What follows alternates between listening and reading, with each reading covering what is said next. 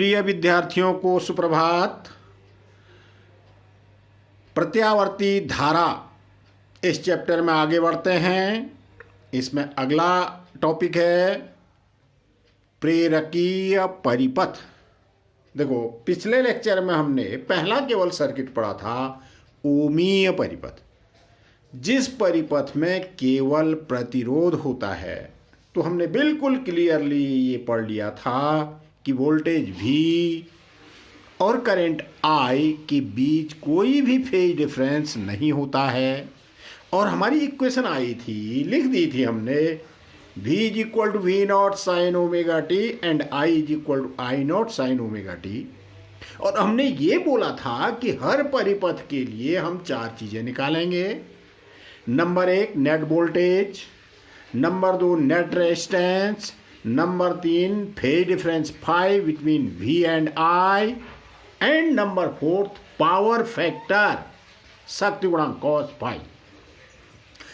अब हम दूसरे सर्किट में आ रहे हैं, इंडक्टिव सर्किट। इंडक्टिव सर्किट का मतलब होता है वह परिपथ जिसमें केवल इंडक्टेंस होता है, मीन्स प्रेरकत्व होता है, उसे हम प्रेरकीय परिपथ कहते हैं, उसे इंडक्टिव सर्किट कहते हैं। ध्यान रखिएगा, इस परिपथ में वोल्टेज V धारा I से कला में 90 अंश मतलब π/2 रेडियन अग्रगामी होता है। Means in inductive circuit the current lags behind the voltage by an angle 90। ये ऐसे भी कह सकते हैं, मतलब करंट क्या है, पश्चगामी है, लैगिंग कर रही है विथ वोल्टेज। कितनी लैगिंग है उसकी, 90 की। इसको हम यूं भी कह सकते हैं, the voltage leads the current by an angle 90। मतलब वोल्टेज अग्रगामी होगा। फाइनली हमारा ये तीन सर्किट आपको इनिशियली याद रखने हैं। इंडक्टिव सर्किट में वोल्टेज फॉरवर्ड और करंट रिवर्स, और कितने का फेज डिफरेंस होगा, 90 का। अब समझिएगा जरा, सपोज ये इंडक्टेंस है, एक प्रेरित्र है, प्रेरकत्व है ये L। हमने जब विद्युत चुंबकीय प्रेरण, इलेक्ट्रोमैग्नेटिक इंडक्शन पढ़ा था तो वहां इंडक्टेंस पढ़ा था L। इस L के सिरों के बीच हमने एक अल्टरनेटिंग सोर्स लगा दिया। Suppose V is equal to V not sine omega t है, तो करंट की इक्वेशन क्या बनेगी, इसमें करंट फ्लो होगी। जो ये वोल्टेज अप्लाई कर रखा है हमने, अल्टरनेटिंग वोल्टेज अप्लाई हुई है, ये पूरी की पूरी ड्रॉप होगी। ये जो नेट वोल्टेज V है, ये इंडक्टर के सिरों के बीच ड्रॉप हो जाएगी, V is equal to V है। यहां V पूरा का पूरा ड्रॉप हो रहा है प्रेरित्र के सिरों के। मान लें इस प्रेरकीय परिपथ में हम वोल्टेज को V और करंट को I से डिनोट करें, तो इनकी इक्वेशन हो जाएंगी V is equal to V not sine omega t, जो हमने यहां लिखा हुआ है। So current I is equal to I not sine omega T minus phi. Phi यहां पर कितना है, फाई इज इक्वल टू π/2, मतलब ओमेगा टी माइनस π/2 हुआ। या इसको हम ऐसे भी कह सकते हैं, ये देखिए ऐसे भी कह सकते हैं, V is equal to V not sine omega T plus phi कर ले। ये अग्रगामी है, ये लीड कर रही है वोल्टेज। कितना लीड कर रही है, by an angle π/2 means 90 degree. किसको लीड कर रही है, करंट को लीड कर रही है। Then current I is equal to I not sine omega. इस इक्वेशन और इन इक्वेशनों का सेम मीनिंग है। ध्यान ये रखना है कि ओमी परिपथ में V और I के बीच कोई कलांतर नहीं था, कोई लीडिंग और लैगिंग नहीं थी बिटवीन V एंड I। यहां वोल्टेज लीड कर रही है और करंट लैगिंग है। कितने का फेज डिफरेंस है, फाई इज इक्वल टू π/2, 90 का है। तो हम इक्वेशंस को या तो ऐसे लिखेंगे या ऐसे लिखेंगे, दोनों का एक ही अर्थ होता है। बट ये ध्यान रखिए कि प्रेरकी परिपथ में फाई इज इक्वल टू होता कितना है, पाई बाई 2। अब थोड़ा सा ध्यान दीजिए, सपोज मैं ये जो फर्स्ट इक्वेशन लिखी है इससे कर्व ड्रॉ करूं, वोल्टेज और करंट के लिए कर्व ड्रॉ करूं, तो कैसे वक्र मिलेंगे देखिएगा। इधर समय के रिस्पेक्ट में, इधर मैं टाइम ले लेता हूं, समय टाइम, टी के रिस्पेक्ट में वोल्टेज और करंट का वेरिएशन देखते हैं कि करंट और वोल्टेज किस प्रकार से वेरी कर रही है। वी और आई दोनों एक साथ ड्रॉ करेंगे। पहले मैं भी के लिए भी is equal to V not sine omega t से भी, ये देखो ये ओरिजिन है। वोल्टेज का मान समय जो जो बढ़ेगा वोल्टेज का मान बढ़ेगा, मैक्सिमम होगा, और फिर वोल्टेज घटेगा, शून्य होगा। फिर अपोजिट डायरेक्शन में वोल्टेज बढ़ेगा, मैक्सिमम होगा, फिर घटेगा, शून्य। एक साइकिल हो गया। एक साइकिल में वोल्टेज का मान 2 बार तो कितना हो रहा है, मैक्सिमम हो रहा है, और 2 ही बार क्या हो रहा है, मिनिमम। ये ऊपर वाला प्लस वी नॉट और नीचे वाला माइनस वी नॉट, ये वोल्टेज के एम्पलीट्यूड हैं, peak value of the voltage, शिखर मान कहलाते हैं, जो पीछे पड़ा है। V not is equal to N B A omega, पीछे पड़ा हुआ है।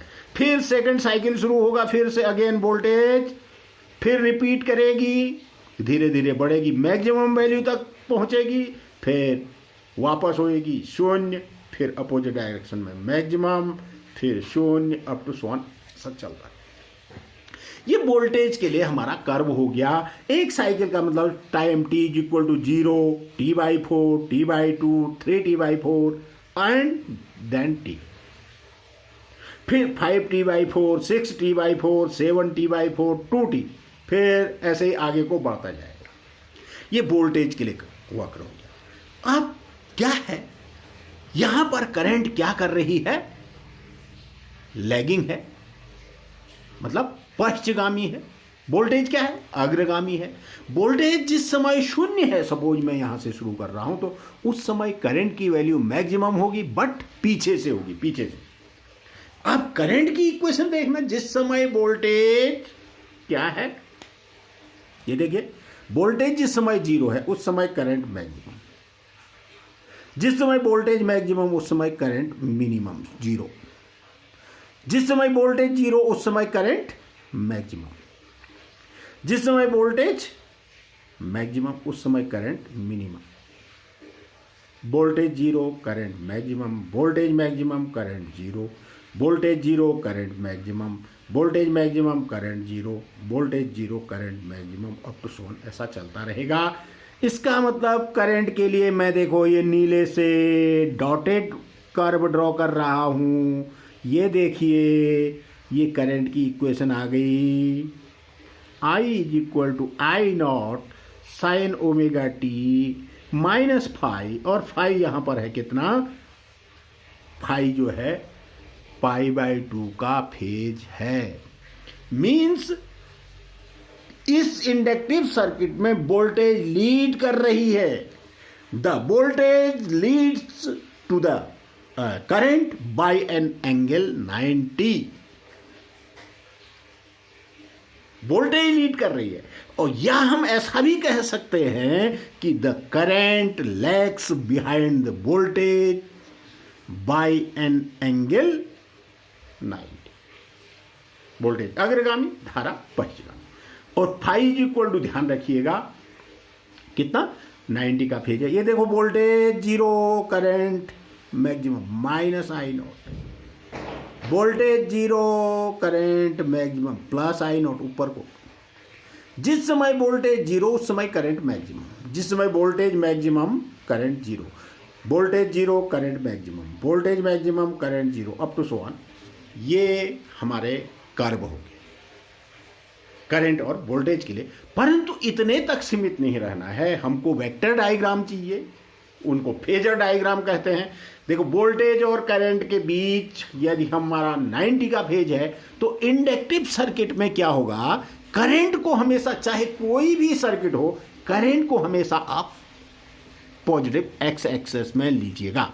ये सपोज करंट है हमारे पास। इस इंडक्टिव सर्किट में, ये जो इंडक्टिव सर्किट था इसमें करंट आई है, इस करंट आई को हमने ऐसे दिखा दिया तो वोल्टेज क्या करेगी, इसको लीड करेगी।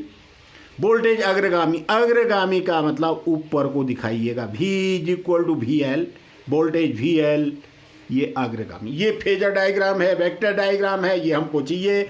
और कितने का फेज डिफरेंस है, फाई इज इक्वल टू ये प्लस पाई बाई टू। अग्रगामी वोल्टेज अग्रगामी, धारा पश्चगामी।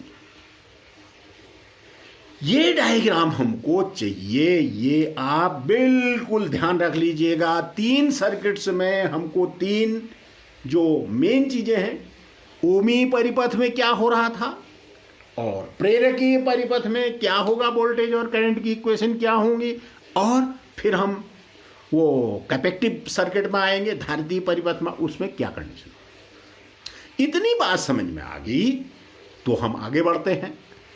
आगे देखिएगा, इस प्रेरकीय परिपथ में हमारे पास इक्वेशंस आ गई। क्या, प्रेरकीय परिपथ में हमारे पास इक्वेशंस आ गई, V is equal to V naught sine omega t and I naught is equal to, नहीं, I is equal to I naught sine t minus phi. Phi यहां पर पाई बाई टू है, ये ध्यान रखिएगा। या हम इसको ऐसे भी लिख सकते हैं, क्या, V is equal to V naught sine omega T plus phi, I is equal to I naught sine omega t. अब हमको क्या निकालना है, इस सर्किट में फिर से 4 चीजें निकालनी है। इस परिपथ में जो नेट वोल्टेज हुई V is equal to VL, जो आपने इनपुट कर रखा है, जो लगा रखी है, वो टोटल वोल्टेज V किसके अक्रॉस ड्रॉप हो जाएगी, प्रेरित्र के सिरों के बीच ड्रॉप हो जाएगी, V is equal to VL, पहली चीज होगी। दूसरी चीज, इस सर्किट में जो रेजिस्टेंस होता है, जो प्रतिरोध होता है, उस प्रतिरोध को हम रेजिस्टेंस नहीं कहेंगे, क्या कहेंगे, प्रेरण प्रतिघात। प्रेरण प्रतिघात मतलब इंडक्टिव रिएक्टेंस कहलाता है, ये ध्यान रखिएगा। प्रेरण प्रतिघात का मतलब प्रतिरोध से ही मतलब है, इसका यूनिट ओम ही आएगा। और प्रेरण प्रतिघात, इसको मैंने ड्राइव नहीं कर रखा है क्योंकि बहुत लंबा लेक्चर हो जाएगा, आप सीधे सीधे ये डेरिवेशन नहीं आता है, इसलिए आप सीधे सीधे नोट कर लीजिएगा कि धारितीय प्रतिघात XL, X लिखोगे, छोटा सा L लगोगे, लिखोगे, इसका अर्थ हुआ कि जो जो प्रेरण प्रतिघात होता है, जिस परिपथ में प्रेरित्र लगा होता है, उसका जो प्रतिरोध होता है, मतलब इंडक्टिव रिएक्टेंस होता है, XL से डिनोट करेंगे, is equal to omega into L, और omega is equal to 2 pi nu, so XL is equal to 2 pi nu into L। V is equal to VL number 1, XL मतलब इस circuit का resistance, जिसको हम प्रेरण प्रतिघात कहेंगे, XL is equal to omega L 2 pi nu into L, और voltage और धारा के बीच कलांतर phi is equal to pi by 2। Voltage forward होगी इन फेज विथ करंट। और चौथी चीज, शक्ति गुणांक, पावर फैक्टर। हमने ये 4 चीजें हर सर्किट में निकालनी है, तो पावर फैक्टर कितना हो गया भाई, pi by 2, phi is equal to pi by 2 है, तो शक्ति गुणांक cos phi, cos pi by 2, cos 90, वो 0 होता है। तो इसमें शक्ति गुणांक 0 होती है। जब हम पावर पढ़ेंगे, एसी सर्किट्स में पावर लॉस पढ़ेंगे, तो जिस परिपथ में प्रेरित्र होता है उसमें पावर लॉस नहीं होता है। तो जब हम शक्ति क्षय पढ़ेंगे, व्यय विद्युत ऊर्जा के बारे में पढ़ेंगे, तो वहां पर जो एनर्जी लॉस होता है वो नहीं होता है। क्यों नहीं होता है वो आगे पढ़ेंगे, क्योंकि P average is equal to VRMS into IRMS into cos phi के फॉर्म में एक इक्वेशन आएगी, एक सूत्र आएगा, तो वहां पर कॉस फाई 0 हो जाएगा। तो power loss P average power loss P average is equal to VRMS into IRMS into cos phi 0 है, तो power loss P average is equal to 0 आ जाएगा। ये हमारा प्रेरकीय परिपथ हो गया। परिपथ नंबर 2, सर्किट नंबर 2। देखो, आपको circuit number 1 resistive circuit, ohmic circuit, ये याद रखना है। दूसरा, आपने प्रेरकीय परिपथ याद रखना है कि क्या होता है प्रेरकीय परिपथ। उसमें भी 4 चीजें याद रखनी है। और तीसरा, अगले परिपथ में आते हैं धारितीय परिपथ। धारितीय परिपथ, जिस परिपथ में, इसको कैपेसिटिव सर्किट कहते हैं, जिस परिपथ में केवल और केवल संधारित्र रहेगा, जुड़ा रहेगा, मतलब धारिता होगी, उस परिपथ को हम धारितीय परिपथ कहते हैं। धारितीय परिपथ में ये भी ध्यान रखना है, यहां पर ठीक प्रेरकीय परिपथ का उल्टा होता है। क्या होता है? इसमें वोल्टेज भी, जो वोल्टेज भी होता है वो करंट I से लैगिंग पे होती है, 90 का ही फेज होता है, परंतु पश्चगामी। लैग का मतलब पश्चगामी। जो धारितीय परिपथ होता है, the voltage lags behind the current by an angle 90। या तो ऐसा कह दोगे या ऐसा कह दोगे, द करंट लीड्स, यहां पर करंट लीड कर रही है, वोल्टेज लैगिंग कर रही है। The current leads the voltage by an angle of 90 degree. तो यहां पर वोल्टेज क्या होगा? पश्चगामी होगा। धारा क्या होगी? अग्रगामी होगी। अब देखिए, एक परिपथ है जिसमें हमारा संधारित्र लगा हुआ है, जिसमें जो ओनली कंटेन करा हुआ है कैपेसिटर को। ये कैपेसिटर है, कैपेसिटर हमने पीछे पढ़ा है। संधारित्र, संधारित्र की 2 प्लेटें होती है, 2 समांतर पैरेलल प्लेट कैपेसिटर हमने पढ़ा हुआ है। इसमें हमने एक प्रत्यावर्ती धारा स्रोत लगा दिया, V = V0 sin omega t suppose.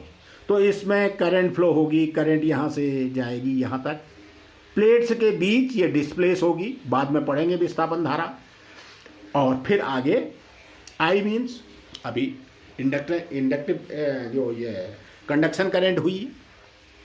अब धारितीय परिपथ में भी और धारा I के बीच π/2 का फेज होता है, ये हमको याद रखना है। और यहां पर क्या होता है भाई? करंट लीड करती है, धारा अग्रगामी होती है, मतलब वोल्टेज पश्चगामी होता है। और कितना फेज होता है? φ = -π/2, -π/2। तो वोल्टेज और करंट के लिए क्या इक्वेशन आ जाएंगे? Suppose V = V0 sin omega t है, तो करंट लीड कर रही है, तो I = I0 sin omega t plus φ यहां पर π/2 है, ये ध्यान रखिएगा।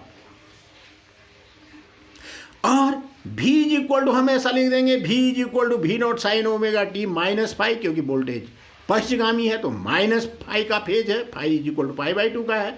Then current I = I0 sin omega t। ये वोल्टेज जो हमने यहां पर लगा रखी है, ये पूरी की पूरी कहां ड्रॉप हो जाएगी? इस कैपेसिटर की प्लेटों के बीच ड्रॉप हो जाएगी। V = Vc लिख दोगे आप, V = Vc। नेट वोल्टेज भी वो पूरी की पूरी कहां ड्रॉप हो जाएगी? कैपेसिटर की प्लेट्स के बीच ड्रॉप होएगी। अब इसको समझते हैं तो ग्राफिकल रिप्रेजेंटेशन करेंगे और वेक्टर रिप्रेजेंटेशन करेंगे। ये 2 चीजें देखिए। सपोज समय के साथ इधर को मैं समय लेता हूं, इधर को मैं समय लेता हूं, समय t के साथ, ये टाइम है, समय t के साथ करंट और वोल्टेज का वेरिएशन देखते हैं।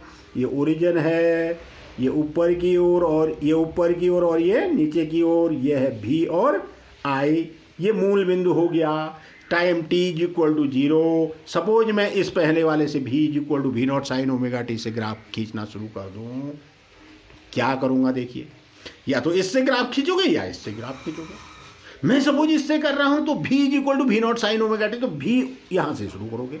वोल्टेज समय के साथ धीरे धीरे बड़ा मैक्सिमम वैल्यू तक पहुंचा, फिर घटा 0 हुआ, फिर अपोजिट डायरेक्शन में बड़ा मैक्सिमम हुआ, फिर घटा 0 हुआ। ये एक साइकिल हो गया, ऐसा चलता रहेगा। ऐसा वोल्टेज, प्रत्यावर्ती वोल्टेज पड़ा था, ऐसा वोल्टेज जिसका परिमाण और दिशा दोनों समय के साथ लगातार बदलते रहते हों और निश्चित समय अंतराल के बाद फिर से उसी परिमाण और उसी दिशा में इसकी पुनरावृत्ति होती है। फिर निश्चित समय इंटरवल t हो गया, इसके बाद फिर से देखिए, फिर अगेन ये फिर बड़ा मैक्सिमम हुआ ऊपर की ओर, फिर घटा 0 हुआ, फिर opposite direction maximum up to 1।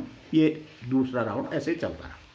ये वोल्टेज का पीक वैल्यू है, ये प्लस V0 ऊपर को और नीचे को है ये माइनस V0, ये है माइनस V0। अब हम करंट को देखते हैं। देखिएगा, जिस समय वोल्टेज मिनिमम है, यहां वोल्टेज 0 है, उस समय धारा का मान क्या होगा? अधिकतम होगा, परंतु ऊपर से होगा। ये धारा का मान अधिकतम, अग्रगामी है, धारा अग्रगामी है, वोल्टेज पश्चगामी है, तो धारा जिस समय वोल्टेज 0 उस समय धारा का मान अधिकतम।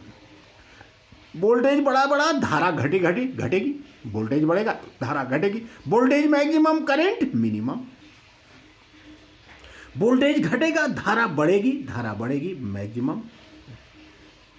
Voltage maximum, current minimum. Voltage minimum, current फिर से maximum. Voltage maximum, current minimum. Voltage 0 minimum, current maximum. Voltage maximum, current minimum, up to 1। इस प्रकार से ये ग्राफ आ जाएगा भाई। ये देखिए, ये जो डॉटेड वाला है ये करंट के लिए है। I = I0 sin omega t plus phi. ये करंट के लिए करा, और ये हुई करंट की ऊपर की ओर करंट की पीक वैल्यू प्लस I0, और नीचे की ओर करंट की पीक वैल्यू ये माइनस I0। तो ध्यान ये रखना है कि धारितीय परिपथ में वोल्टेज पश्चगामी, धारा अग्रगामी। और कितना अग्रगामी? π/2। यदि हम इसको वेक्टर डायग्राम के, सपोज वेक्टर डायग्राम से, क्योंकि हमको तो वेक्टर डायग्राम ही आगे चाहिए, तो वोल्टेज और धारा के लिए हम सपोज वेक्टर डायग्राम से डिनोट करेंगे। तो मैंने ये कहा है कि करंट को आप कहाँ हमेशा शो करोगे? एक्स एक्सेस में। ये current I, voltage V = VC पश्चगामी है, क्योंकि वोल्टेज पश्चगामी है, ये VC। V = VC। I और VC के बीच ये 90 का फेज है, क्योंकि धारा से वोल्टेज क्या है? ये धारा है, धारा से वोल्टेज पश्चगामी है, तो फाई = आप लिख सकते हैं -π/2, मतलब π/2 का फेज है सीधा सा। ये डायग्राम आपको चाहिए। अब हमारे पास ये धारितीय परिपथ हो गया। धारितीय परिपथ का हमने ग्राफिकल रिप्रेजेंटेशन करा, वेक्टर रिप्रेजेंटेशन करा। वेक्टर रिप्रेजेंटेशन सबको आना चाहिए, क्योंकि यही मेन है। आगे जब हम पेयर के फॉर्म पे या तीनों एक साथ लेंगे तो वहां पर ये सब चीजें हमको चाहिए। अब हमने क्या इसमें भी, इस सर्किट में भी क्या करना है हमको? फिर से 4 चीजें ले लेनी है भाई। ये देखिएगा, 4 चीजें क्या क्या? Net voltage, net resistance, phi and cos phi. देखिएगा, तो धारितीय परिपथ में V अभी हमने देखा, V V0 sin omega t, I I0 sin omega t plus phi, क्योंकि करंट फॉरवर्ड इन फेज होती है। या इसको हम ऐसा भी लिख सकते हैं, V V0 sin omega t minus phi, I I0 sin omega. ये वोल्टेज पूरी की पूरी कहाँ ड्रॉप होगी? कैपेसिटर के, मतलब संधारित्र के प्लेट्स के बीच। V VC1। यहां पर वोल्टेज और धारा के बीच का कलांतर है फाई π/2। ये ध्यान रखना है। 2 चीजें होगी। अब इस सर्किट का जो रेजिस्टेंस होता है उसको फिर से प्रतिरोध न कह करके क्या कहेंगे? धारितीय परिपथ के प्रतिरोध को हम, प्रतिरोध का मतलब इंपेडेंस होता है, प्रतिबाधा होती है, वो कहलाता है धारितीय प्रतिघात। ये देखिए, धारितीय प्रतिघात, कैपेसिटिव रिएक्टेंस। इंडक्टिव सर्किट के रेजिस्टेंस को, मतलब इंपेडेंस को, मतलब प्रतिबाधा को हम क्या कहेंगे? प्रेरकीय प्रतिघात, XL से डिनोट करा था। और इसको, इसके रेजिस्टेंस को किससे डिनोट करेंगे? धारितीय प्रतिघात। धारितीय प्रतिघात, capacitive inductance, it is denoted by X। X means, छोटा सा C लगा दोगे, C मीन्स संधारित्र का जो रेजिस्टेंस हुआ, इसको कहते हैं धारितीय प्रतिघात। कैपेसिटिव रिएक्टेंस हो गया। और इसका मान, ये भी हमने डेरिवेशन नहीं करा है, इसको भी याद रख लीजिएगा। XC = 1/ω × C, और ओमेगा = 2πν। तो XC = ऐसा भी लिख सकते हो, कितना, X C is equal to 1/2 nu omega का मान हो गया इंटू सी, फेरेड में होता है सी का यूनिट, और power factor cos phi cos π/2 cos -π/2 is equal to cos π/2 ही हुआ, वो 0 हो गया। तो इसमें V is equal to V C, और इसका resistance X C is equal to 1/ω into C. इस पे वोल्टेज और I के बीच जो कलांतर होगा, phase difference between V and I, it is phi is equal to -π/t, voltage पश्चगामी, धारा अग्रगामी, and power factor cos phi is equal to 0 cos π/2 0 होता है। देखिए ये 3 सर्किट आपको बहुत अच्छे से आने चाहिए, मैं जोर दे के कह रहा हूं। पहला परिपथ ओमी परिपथ, दूसरा परिपथ प्रेरकीय परिपथ, तीसरा परिपथ धारितीय परिपथ। ओमिक सर्किट, इंडक्टिव सर्किट और कैपेक्टिव सर्किट, ये 3 के 3 जब तक आप लोगों के सेपरेट समझ में नहीं आएंगे तो आप आगे के सर्किट्स नहीं पढ़ सकते हैं। इसलिए बहुत छोटी चीजें हैं, बेसिक चीजें हैं, 3 के 3 सर्किट आपके समझ में आ जाने चाहिए। अब देखिए प्रत्यावर्ती धारा और दिष्ट धारा में प्रेरकत्व और संधारित्र का व्यवहार थोड़ा सा देख लेते हैं, किस प्रकार का बिहेवियर है एसी करंट के लिए और डीसी करंट के लिए, किस किस का व्यवहार, behaviour of inductance and capacitance in case of AC and DC, दोनों के लिए देखते हैं। देखो प्रेरित्र हमने पढ़ा है भाई, ये प्रेरकत्व पढ़ा, प्रेरकत्व के सिरों के बीच ये इंडक्टेंस है, इंडक्टेंस के सिरों के बीच हमने एसी सोर्स लगा दिया, तब इसका हमने रेजिस्टेंस कितना लिखा, X L is equal to omega into L. AC के लिए यही तो होता है भाई। प्रेरित्र का रेजिस्टेंस होता है जिसको हम प्रेरकीय प्रतिघात कह रहे थे, प्रेरण प्रतिघात कह रहे थे, मतलब इंडक्टिव रिएक्टेंस कह रहे थे, ओमेगा इंटू एल या 2 न्यू इंटू। अब एसी के लिए न्यू होता है 50 hertz, nu is equal to 50 hertz, तो XL का मान कुछ आ जाएगा, ये देखिए इसका इंडक्टिव रिएक्टेंस कुछ न कुछ आएगा, वैल्यूज पुट करोगे, L कितना है 2 न्यू, आपको 50 हर्ट्ज एसी की होती है तो कोई फिक्स्ड वैल्यू आएगी। अब हमने इसको डीसी सोर्स से लगाया तो डीसी की फ्रीक्वेंसी कितनी बताई थी मैंने, 0। दिष्ट धारा की, डीसी करंट की जो फ्रीक्वेंसी होती है 0, तो इसका रेजिस्टेंस कितना होगा, 0।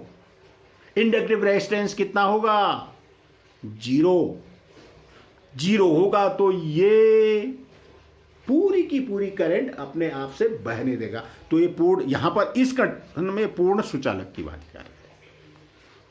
ठीक ऐसे ही कैपेसिटर पर, इस कैपेसिटर पर आइए, ये कैपेसिटर है सी, एसी सोर्स से हमने इसको जोड़ दिया, एसी सोर्स से जोड़ दिया एक बारी और एक बारी डीसी सोर्स से जोड़ दिया, तो इसका रेजिस्टेंस होता है जिसको हम धारितीय प्रतिघात कह रहे हैं 1/ω into C, 1/2 nu into C. अब एसी के लिए nu is equal to 50 hertz, DC के लिए 0, तो यहां पर वैल्यूज पुट करती है, X C is equal to 1/2 nu का वैल्यू रखेंगे, सी का वैल्यू एक निश्चित मान आएगा, ये देखिए एक फिक्स्ड वैल्यू आ गई। अब जबकि डीसी के लिए न्यू बराबर 0, तो 1/2 न्यू इंटू सी में न्यू बराबर 0 रखोगे, 1/0, 0 का डिवाइड किसी भी चीज में करते हो तो अनंत आता है। तो अनंत किसका रेजिस्टेंस होता है, जो पूर्ण क्या होता है, कुचालक होता है, इंसुलेटर होता है, उसका रेजिस्टेंस होता है अनंत। तो डीसी सोर्स के लिए ये कैपेसिटर क्या इंसुलेटर का काम करेगा। For DC it behaves like a inductor, मतलब कुचालक की बात किया। और ये डीसी सोर्स के लिए ये जो इंडक्टेंस है ये किसका काम करेगा? कंप्लीटली ये सुचालक का काम करेगा। ठीक है, ये सुचालक का काम करेगा, ये कुचालक का काम। तो 3 सर्किट हो गए हमारे, कौन कौन? ओमी परिपथ, प्रेरकीय परिपथ और धारिती परिपथ। ये तीनों सर्किट सबके समझ में अच्छे से आ जाने चाहिए, तब हम आगे बढ़ते हैं। तो अब हम अगला चौथा सर्किट में आते हैं। चौथा सर्किट है हमारा, कोई भी एक उठा के देखते हैं। देखिए, या तो LR ले लेते हैं, या LC ले लेते हैं, या RC ले लेते हैं। तो चौथे सर्किट में आते हैं।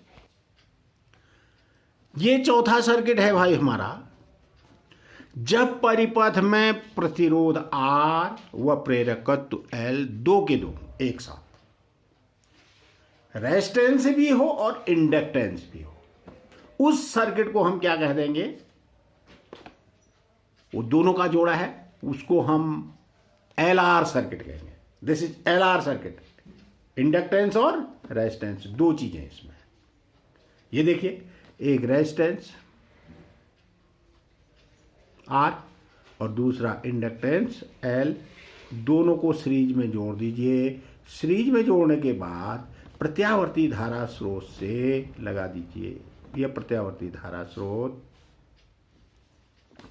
सपोज वोल्टेज के लिए ये R है, ये L है। वोल्टेज की equation suppose V is equal to V naught sine omega t है। ये देखिए ओमेगा टी। करंट फ्लो होगी, अभी निकालेंगे करंट की इक्वेशन। करंट फ्लो होगी तो दोनों से होते हुए वो करंट जाएगी, करंट की वैल्यू सेम होगी। सपोज ये जो भी हमने लगा रखा है, अब ये भी दो भागों में ड्रॉप होगा। इस भी का सम पार्ट, कुछ भाग इस रेजिस्टर के रेजिस्टेंस के अक्रॉस ड्रॉप हो जाएगा। प्रतिरोध के सिरों के बीच कितना ड्रॉप हो गया? VR। और इस इंडक्टेंस के सिरों के बीच शेष जो वोल्टेज बचेगी वो इसके सिरों के बीच ड्रॉप हो जाएगी। सपोज वो VL है, तो वोल्टेज क्या हो रही है? ड्रॉप हो रही है।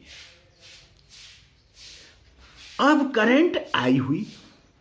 सपोज वोल्टेज की equation V is equal to V naught sine omega t है, तो I इज इक्वल टू या तो I naught sine omega T plus five होगी, या I naught sine omega T minus five होगी। देखेंगे, निकालेंगे। ये देखिए, इसको निकालने के लिए हम वेक्टर डायग्राम यूज करेंगे। इसलिए मैं कह रहा हूं कि आपको सेपरेट जो 3 सर्किट हमने पढ़े, resistive circuit, inductive circuit, capacitive circuit, ये 3 बहुत अच्छे से आने चाहिए। अब यहां पर 2 चीजें, एक तो R है, एक L है। जब किसी सर्किट में केवल रेजिस्टेंस होता है, इसको छोड़ दीजिए, मान लीजिए कि एक क्षण के लिए ये नहीं है, केवल रेजिस्टेंस होता, तब VR मतलब रेजिस्टेंस के अक्रॉस जो पोटेंशियल ड्रॉप हुआ है VR, और इसमें जो करंट फ्लो हो रही है I, ये both are in same direction. मतलब धारा और voltage, current I and VR के बीच कोई भी फेज डिफरेंस नहीं है, क्योंकि जब ओमी परिपथ माना L नहीं होगा तो ये केवल ओमिक सर्किट बच जाएगा। फिर जब किसी परिपथ में केवल प्रतिरोध होता है तो वोल्टेज और धारा के बीच कोई कलांतर नहीं होता है, VR और I के बीच कोई भी फेज डिफरेंस नहीं हुआ। अब इसको छोड़िए, इसको ऐसा छोड़ दीजिए, करंट को हमेशा एक्स एक्सेस में लीजिए। VR, VL, VC किस डायरेक्शन में आ रहे हैं वो हमने पढ़े हुए हैं पीछे। अब जब किसी सर्किट में इंडक्टेंस होता है, इसको लीजिए, इस रेजिस्टेंस को छोड़ दीजिए एक सेकंड के लिए। जब किसी सर्किट में इंडक्टेंस होता है तब करंट तो ऐसे ही रहेगी, परंतु ये जो VL होगा, इस इंडक्टेंस के अक्रॉस जो वोल्टेज ड्रॉप हुई VL, वो करंट I से क्या होगी? अग्रगामी होगी। ये हुई VL।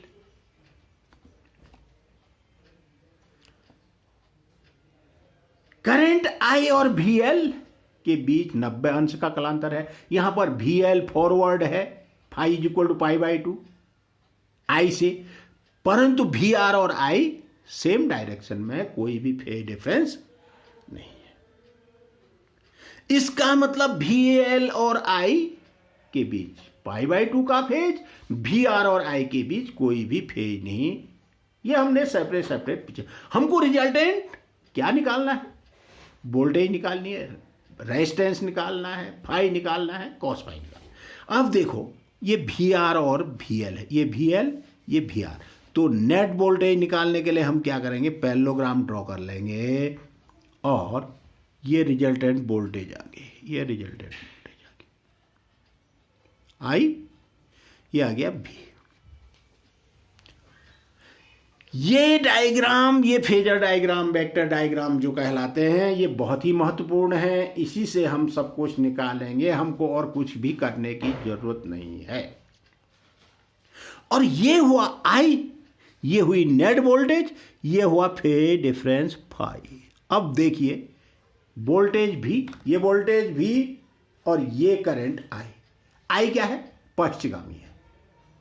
भी क्या है? धारा आई से अग्रगामी है। मतलब वोल्टेज यहां पर करंट को लीड कर रही है। कितने से लीड कर रही है? फाई से। फाई बराबर अब पाई बाई टू नहीं है, अब कुछ आएगा 30, 35, 40, 45, 50 कुछ भी।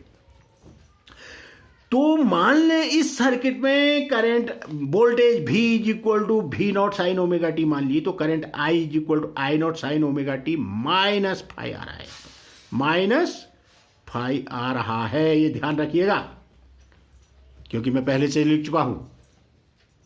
तो V is equal to V not sine omega t, तो I is equal to I not sine omega T minus phi आएगा पक्का। अब देखिए इस सर्किट में इस रेजिस्टेंस के सिरों के बीच विभवांतर वी आर बराबर V not sine omega T, और प्रेरित्र के सिरों के बीच विभवांतर वी एल बराबर V not sine omega T plus pi by two हुआ, क्योंकि करंट के रिस्पेक्ट में देख रहे हैं आप, करंट के रिस्पेक्ट में वी एल और आई, ये आई वी एल 90 का फेज, वी आर आई के बीच नो फेज। अब हमको नेट वोल्टेज निकालनी है। Net voltage V is equal to इस राइट एंगल ट्रायंगल पे आइए, ये वी आर हुआ, ये वी एल हुआ, ये दिस इज वी एल, और ये डायगोनल हो गया। तो V square is equal to V R square plus V L square. So V is equal to under root V R square plus V L square. याद रख लेना है, पहला काम कर रहे हैं हम, इस परिपथ का नेट विभवांतर निकाल रहे हैं। कहां पर निकाल रहे हैं? नेट पोटेंशियल डिफरेंस इन दो बिंदुओं के बीच। V is equal to under root V R square plus V L square. अब ध्यान रखिएगा, वी आर ओम्स लॉ लगाएंगे तो V R is equal to I into R. इस रेजिस्टेंस के सिरों के बीच जो वो पोटेंशियल ड्रॉप होगा, V is equal Ohm's law लगाए आई इंटू आर। आई कितनी करंट फ्लो हुई इसमें? आर, ये रेजिस्टेंस हुआ, और इसके सिरों के बीच विभवांतर potential difference across L. V L is equal to I into R के बदले लोगे X L. So V R is equal to I into R and V L is equal to I into, रख दीजिए यहां। सो ये number एक चीज आ गई भाई, ये V is equal to under root V R square plus V L square, ये नंबर एक चीज आ गई हमारी, पहली चीज। क्योंकि हर सर्किट में हमको चार चीजें निकाली, इनको कोई नंबरिंग नहीं कर रहे, ABC कह देना। अब V R is equal to I into R का whole square, V L is equal to I into X L का होल स्क्वायर, ओम्स लॉ लगा दीजिएगा। आई स्क्वायर दोनों में आएगा, रूट से बाहर कर दीजिए तो आई बाहर आ गया, अंडर रूट के अंदर बचा under root R square plus L X L का square. X L is equal to omega L होता है, पीछे पड़ा हुआ है। आई को भी के नीचे भेज दिए, V अपॉन आई, यही V अपॉन आई रेजिस्टेंस को दिखाएगा, नेट रेजिस्टेंस होगा इस सर्किट का। V upon I is equal to under root R square plus X L का होल स्क्वायर। एक्स एल का मतलब omega, X L is equal to होता है भाई, पीछे पड़ा हुआ है, ओमेगा इंटू एल या 2 पाई न्यू इंटू एल, तो ओमेगा एल का होल स्क्वायर। इस V अपॉन I को हम क्या कह देते हैं, इस सर्किट का रेजिस्टेंस ये कहलाता है इम्पेडेंस, प्रतिबाधा। इस परिपथ का प्रतिरोध मतलब प्रतिबाधा, उसको हम अब जो भी सर्किट आएंगे सबके सब का रेजिस्टेंस हम रेजिस्टेंस नहीं कहेंगे, क्या कहेंगे, प्रतिबाधा, impedance. Z is equal to under R square plus XL का स्क्वायर का मतलब ओमेगा इंटू L का होल स्क्वायर, या 2 पाई न्यू इंटू L का whole square. Number B, number A net resistance, net voltage, number B net resistance. अब हम निकाल देते हैं फाई। फाई निकालने के लिए फिर से इसी में देखो, हमको अब सब कुछ इसी डायग्राम से निकालना है, इसी से निकालना है सब कुछ, ये ध्यान रखना। tan फाई tan थीटा इज इक्वल टू लंब बट्टा आधार, perpendicular upon base, perpendicular VL, ये VL है, upon VR। So tan phi is equal to VL upon VR, VL is equal to I into XL, अरे VL is equal to I into XL, XL is equal to omega L, I तो कटेगा, VR बराबर IR होगा, I कटेगा, XL upon R, XL is equal to omega L upon R। So phi is equal to tan inverse omega L upon R, ये number C आ गया। और cos phi भी निकालो इससे, cos फाई फिर इसी से निकालेंगे, cos फाई भी इसी से निकालेंगे। cos फाई, ये फाई है, वोल्टेज अग्रगामी और धारा पश्चगामी, cos phi is cos theta बराबर आधार VR बट्टा V।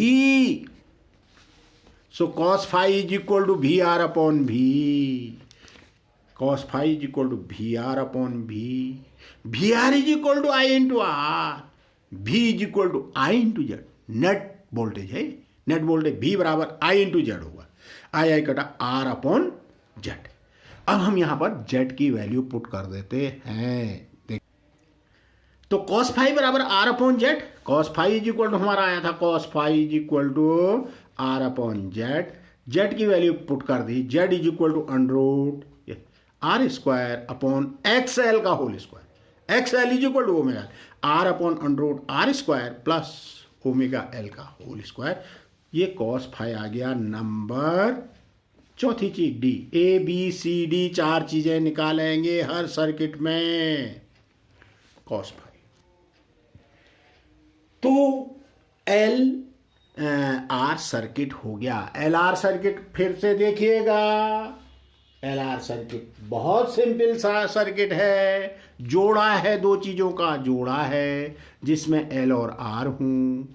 जब रेजिस्टेंस होगा VR और I के बीच कोई भी फेज डिफरेंस नहीं, रेजिस्टेंस नहीं होगा जब केवल इंडक्टेंस होगा, तब VL और I के बीच 90 का फेज, ये VL हो गया, ये VR हो गया, I हमेशा x में ही रहेगा, अलोंग VR ही रहता हो।